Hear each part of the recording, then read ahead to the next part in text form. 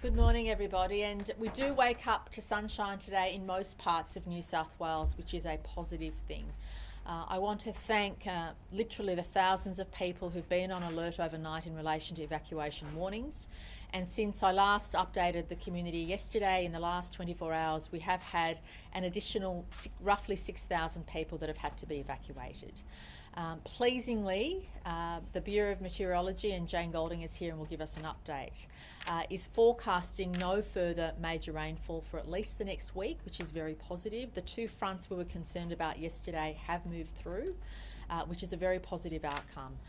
But what we still have to be aware of is the fact that thousands and thousands of people are still on evacuation warnings, that the rivers will continue to swell, that catchments will continue to experience flows of water not seen in 50 years and in some places 100 years.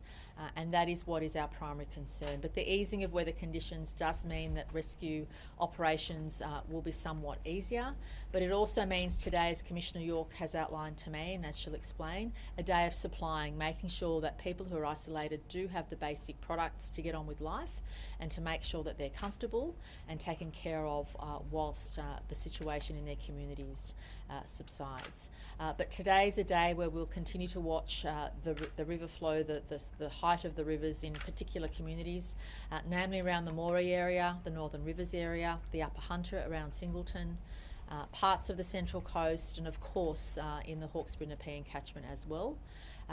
As Jane Golding from the Bureau of Meteorology will outline, there are concerns about wind conditions in the southeastern part of the state, which will exacerbate conditions. And I will ask Jane to give us an update to make sure that everyone's aware of the upcoming weather conditions.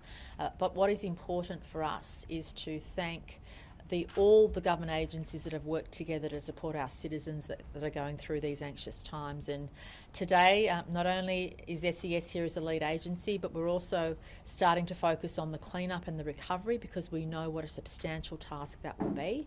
We're certainly not out of the woods in terms of the immediate flood danger, but we have to turn our minds to how we start the cleanup and the recovery. And I'm very grateful to the police, to fire and rescue, to the RFS, and of course to the ADF, who are already on standby to be able to support us in the cleanup effort. And I want to thank everybody from those agencies here today supporting our efforts. As I announced yesterday, in relation to the government, the Deputy Premier will be responsible for the cleanup and recovery, and Commissioner Fitzsimmons from Resilience New South Wales will ensure that all the agencies are working together as quickly and as efficiently as possible to make sure the cleanup and recovery is done in as best a way as we can. But today we still turn our minds to the thousands and thousands of people who are on evacuation warnings. For them, it will be an anxious day, waiting and learning whether they have to evacuate or whether they stay. And please know that our thoughts are with you. Our thoughts are also still with those additional 6,000 people that were evacuated in the last 24 hours and providing them with the support they need. Now, the SES, given the weather conditions, will also be in a position to assess what is going on and whether or not it's safe for some people to go back to their homes, and we just ask for patience. We don't want, we've done so well in the last few days without any fatalities, and I really, really am keen to keep that up. The fact that we haven't had any fatalities is simply a miracle, and I want to thank all those frontline workers and volunteers who put their own safety on the line, sometimes in the darkness of night, to help people, to rescue people and to bring people to safety, and I can't thank you enough for that. I also want to thank all those friends and relatives who took people in, who were in desperate need of accommodation, and of course those thousands and thousands of people, some of whom were directly impacted by deep drought and bushfires and now the floods. And please know that we're here to support you during this process. I have had positive feedback that direct financial assistance is already hitting the pockets of people who need it, and of course the cleanup and recovery is top of mind for us. But today our focus is on supplying those communities that have had a shortage of supplies. It is about making sure we assess what is likely to be the increase in rising waters across parts of the state, and to keep an eye on those 3 or 4 areas that I mentioned that are still of concern. Because as the waters continue to flow, as the rivers continue to rise, the danger is no less.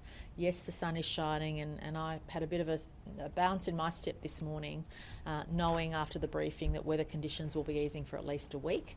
but after that time we'll still feel some impact from the Queensland river systems flowing into ours, and the immediate impact of that will be felt potentially in the weeks ahead. But for the near future, today's about making sure we keep everybody safe, supplying people who've been isolated, and providing support where we can to those communities that can start the clean-up process.